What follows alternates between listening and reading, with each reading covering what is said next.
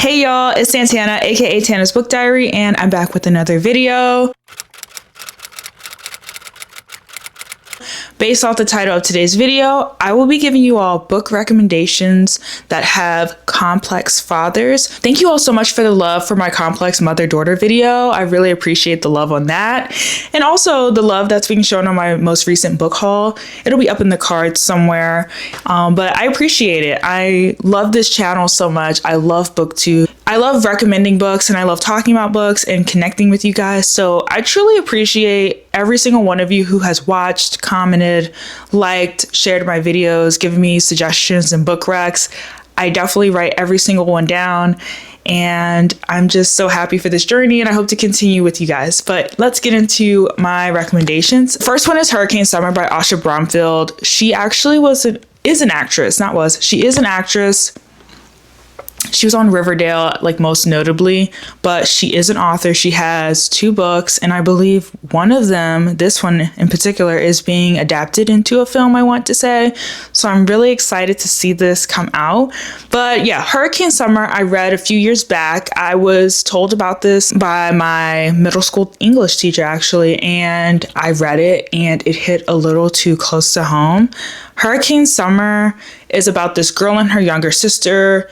They live in Canada and their mother is like, you need to go visit your father who lives in Jamaica. And they have not seen him, at least physically, in years. So it's a little nerve-wracking just knowing that they haven't seen each other, they haven't seen their father in years. But also just because she is a teenager, she's kind of starting to see her dad as a human and not as like this God figure. Like, I don't know about you guys, but I have been guilty of putting my parents on a pedestal, and then when they do something very human-like, it just kind of removes that idea you created for them, which is that they're perfect and that they can do no wrong and that they're supposed to do things for you, they love you, and you find out like it may not all be true. You know what I mean? And that they make mistakes and they have secrets and things that they've done in their past can affect you, like things like that. So this book really hones in on that relationship of figuring out and realizing your parents are not what you think they are. Sorry if the sun is kind of going in and out, but yeah, she visits her side of the family and she's met with a rude awakening. A lot of her dad's family is accepting of her and her sister, but some of them, specifically his mother and a cousin of hers, is not happy that she's there. They use every opportunity to make fun of her, to talk about her accent, her lack of an accent, kind of just berate her and make her feel like you should not be here, you're not worthy of being in our presence kind of energy. When I tell you that this hit too close to home, my parents are divorced, which is fine. Child of divorce here, hello. I can relate so much to having to travel to see my dad, travel to see his side of the family. And oftentimes when you get there, it's worth it. It's so great to see extended family. It's so great to kind of be in the mix.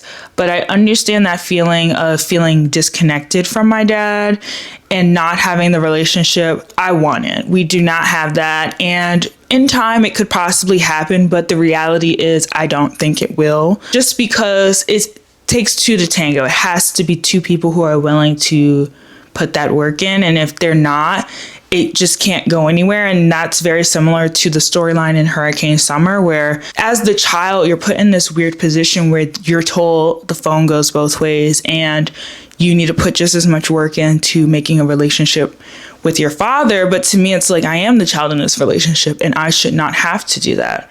And that's where I resonated the most with, because oftentimes I felt that pressure of like, if I don't go, then it's on me because I didn't go, versus thinking like, why wouldn't I want to go? Because I don't talk to this person 360 days out the year, and then for 5 days now all of a sudden I have to stay at their house and act like, you know, nothing is weird that we haven't talked in a year, but now I'm here and I'm supposed to just act like everything is normal. I don't know. And just that eldest daughter aspect too, of like having a younger sister whose relationship and views are very different than yours with your father. So trying not to also dampen their mood and their perception of your father is also hard. I'm sorry if I'm rambling And I might include a clip I actually made like fresh off of reading that book, because I think that really specifically explains how I felt. Hey y'all, so I wanted to do a Hurricane Summer review. Hurricane Summer by Asha Broomfield. 10 out of 10 would 100% recommend. If you have not read this, please take some time out to read it. I was recommended this book by my middle school English teacher, Miss Brooks. She really came through with the recommendations. I'm sorry if y'all hear a car going off. Tila is me. I am Tila. Tana is Tila. Tila is Tana, okay? Everything Tila was feeling about visiting her dad, loving her dad, talking to her dad was like literally photocopies of me and my dad and our relationship. And so there were times when I was reading it where I was like on the verge of literally crying because it was getting too real. Moving on to her family, like how toxic they were. Hated Aunt Irma. Hated Tyson, her father. Hated Javon. Rotten Hill. Die. Like hated Deanna. She's a hater. And like at first I was just trying to like give her some grace, because I was like, maybe it's just the circumstances too, but no sis, you're just a hater. Hassan, like, he was really that man. After the book I was like, this man is it. But then he did some stuff I was only person other than Tila that I was really rooting for was Andre, and what happened to him was just like, dang, like that should have been somebody else. Like I have a couple people that it should have been, not him. But like Asha, you really put your foot in this book, and I cannot wait till your second book comes out. Like you're like my top 5 books. Let's talk about it in the comments if you read it. The next one is The Hate U Give by Angie Thomas. Many people know this book because it goes into the young adult perspective of Star, who witnesses her best friend Khalil get shot by the police wrongfully. And then after that, we kind of just see her get this fire ignited in her. She's protesting. She is questioning police. She is questioning what their job is supposed to be. And she is dealing with having a white boyfriend and having a white friends and going to a predominantly white school and navigating these spaces differently. It's such a great book. It's a movie that I've watched quite a few times, and I always think about often, because I feel like I had that similar reckoning in high school and middle school, where I realized people that look like me were being targeted by law enforcement, who we've been conditioned and taught to trust, to lean on, to call when you need help. And in turn, they harm you, they shoot you, they do everything they can to dehumanize you, basically. And so in the story, Star and her 2 brothers, Seven and Sakani, have this relationship with their father that I think is really beautiful, because again, oftentimes in books and movies, the fathers are absent, the fathers are not there, and it could be due to the system put in place where they might be incarcerated, they might be dead, they just might not be there, they might be a deadbeat father, you know. But in this book, their father was once incarcerated, but when he returned home, it felt as if his main priority, as it should be, was to be there for his wife and his kids and make sure they feel all of his love, his support, his protection. And it's heavy in the book, but in the movie as well, we see him having these conversations that I just wish I had in my life, but also, again, was just beautiful to see a Black male perspective of, you're scared too. Like, he was very much afraid to send his children out, but he armed them with the knowledge that they know that they're important. They know that their skin that they're in is beautiful, and that to not let anyone question that and tell them otherwise. He affirmed them. He had those hard discussions with him, like the talk about when a police pulls you over, what do you do? But also he taught them the 10-point plan, and I'll correct myself on the screen if I'm wrong, but the 10-point plan of the Black Panther Party and the things that they taught the young children during their programs. Like, he made sure they knew their rights. He knew they were important. He knew that they were worth living. And I really love that. And then Star's uncle, who was police, but took care of them while their father was incarcerated, was also another father dynamic, father-daughter, father-son dynamic that I do also appreciate, because I think oftentimes people just think, okay, if you're married to your aunt, or if you're my parents' brother, you're my uncle, and that's all it is to being an uncle by name. But then there's an uncle and doing it with action, like being there for them, picking Star up when she was having cramps, and protecting her and offering her refuge when things with the protests were just getting too much, in the interviews with the news station. They both coexisted in the story. They had a little rough patch, mainly because Star's father just felt like, okay, while I was away, you did your part, you stepped in, but now that I'm back home and, working consistently and able to provide for my family, you need to take a step back. They had that tension, but they also acknowledged the importance of each other when one was missing, or just the importance of having them together as a whole. So The Hate U Give is a beautiful book. It was painful to read, though, because it reflected the times too well. It was, and still to this day, like, there's just so many things. You turn on the news, you see young black boys, young black girls, young people older as well, like just people in general being targeted by the police, but especially right now, or just targeted by vigilantes or people who feel like they have this power to just take your life and basically tell you you're not worth anything. It's really hard to come to grips with that. And so this book does a great job from the young adult perspective, but also, again, I just want to highlight that father-daughter, father-son relationship that is extremely important to have in books. My third book recommendation is Razorblade Tears by S.A. Cosby. I will forever rant and rave about S.A. Cosby. His books are always, always, always so good, so engaging. I connect to all the characters, no matter how different they are from me and my life. I always resonate with one or more of them. He never fails to make me just instantly connect. And Razorblade Tears is about Ike and Buddy Lee, two fathers who you would think would never cross paths, but they actually do, when both of their sons, who were married and were partners, were wrongfully killed due to homophobia. And these two fathers were not close to their sons. Leading up to their son's death, they had not talked to them in years. And so it partially due to their sexuality and them not agreeing with it, and just a multitude of other things. And so after the death of their sons, they team up to seek vengeance. And on this ride, they have a lot of reckonings. They realized that they allowed themselves to dig a hole where they just dug their feet in the sand and said, I'm not talking to my son. And when they finally wished they could, their sons passed on.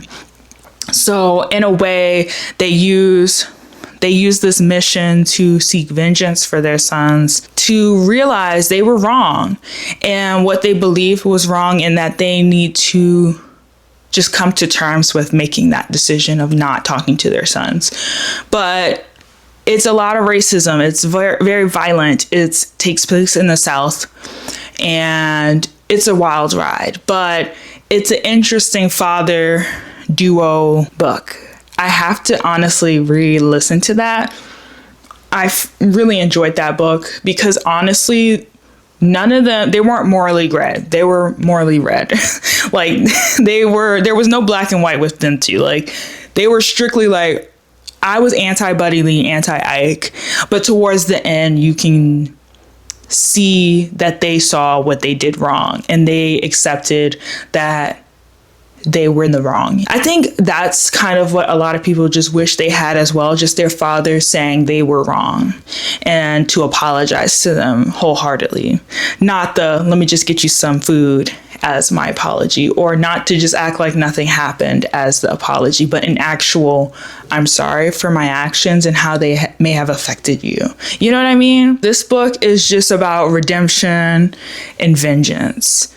So if you like a thriller, if you like a wild ride, this is the one for you. And I heard at an author talk that this book is supposed to be adapted into a miniseries. So fingers crossed we see that actually come to fruition. I'm excited.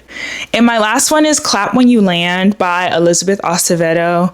This is a young adult book as well. We follow two girls on opposite sides of the world, or yeah, opposite sides of the world, New York City and the Dominican Republic. And these two girls find out that they have the same father. And that was only discovered once he passed away. The two girls find each other online.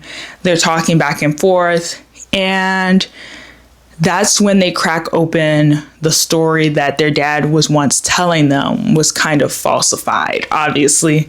So one sister who lived in the Dominican Republic thought her dad was going to New York for opportunity to work, to make money, and he would send it back to them, but he wouldn't visit for a year, 2 years, and then he would come back, stay for a couple months, maybe even a year, and then he would go back. But it was under the guise of money and opportunity, where the sister who lived in New York saw her dad more frequently, for sure. She went to a nice school. He was more consistent with her and her mother. And then he passed away. And that's when they found out that both of them were related and that he essentially lived a double life. We see when one sister decides to come to the Dominican Republic to bury their father properly and how that goes. I think it was an amazing story. Elizabeth Acevedo did such a great job at making both girls well-rounded. They both had their faults, but they both also had great reason to be upset with their father, but also each other, because you got what I didn't have. One sister ultimately had more time with dad, whereas the other sister had the money from dad. And certain things he would do when he was in the DR that he would not do in New York, vice versa. He was closer to one mother than the other. Like, it just was so much. And also the extended family aspect of things. So like one sister was really close with his family that lived in the DR, whereas the other sister was more removed. So pros and cons to both. Both girls were like left with the collateral damage in the end of it. And it was just a heartbreaking story, but it was also beautiful. It was a story about sisterhood and how they became close and used this moment to build a relationship and not disregard one another. That is all of my books. Hope you guys enjoyed this video. Father's Day is around the corner. So similar to like I said in my Complex Mothers video, I don't know your relationship with your father. So I'm just keeping my heart open to you all. I'm praying for you all for peace and light, for whatever the relationship is with your dad. For me, this is a hard time just because we're in such an odd space. But just know that I see you and I understand that feeling of kind of being like, I want a relationship, but I don't know what else I can do to contribute, and I feel like I shouldn't have to, and just all those things. I am in therapy, by the way, so I am actively working these things out. I'm not just sitting with my thoughts, because at one point I was, and it was kind of taking over my life. But I know what it's like to kind of feel like not sure about the relationship, if I can count on the relationship, like, you know what I mean? And so just sending love to those who are very close with their father or have a father figure or someone who is that role for you. And I'm praying for those who have lost their father figure, not close with them, not in communication. Or if you just decided to do no contact for your own peace and well-being, I'm with you. Just hope that we're all mentally okay. But anyway, thank you guys so much for liking and watching my videos. Again, I appreciate each and every one of you, and I can't wait to see you in the next video. Bye.